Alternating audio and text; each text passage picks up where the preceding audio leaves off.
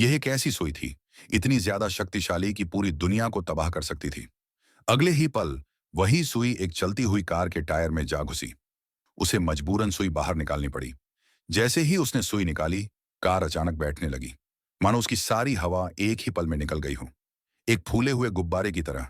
जब उन्होंने पीछे मुड़कर देखा तो उनके होश उड़ गए। वह सुई पास की एक ऊंची इमारत में ढंसी हुई थी। कांपते हुए लड़के ने जैसे ही सुई बाहर खींची, कुछ बेहद अजीब हुआ। पूरी इमारत उसी कार की तरह धीरे धीरे पिचकने लगी, मानो उसकी सारी हवा खींचकर बाहर जा रही हो।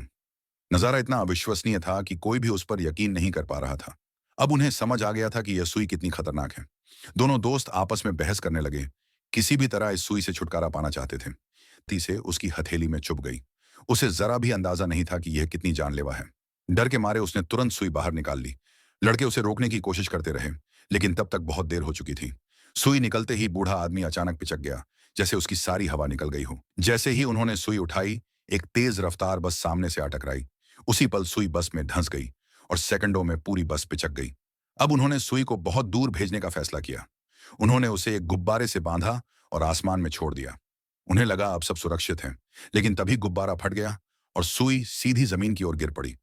उधर टोपी वाला आदमी किसी तरह फिर से हवा से भर गया और खड़ा होकर उन्हें गिरफ्तार कराने की धमकी देने लगा।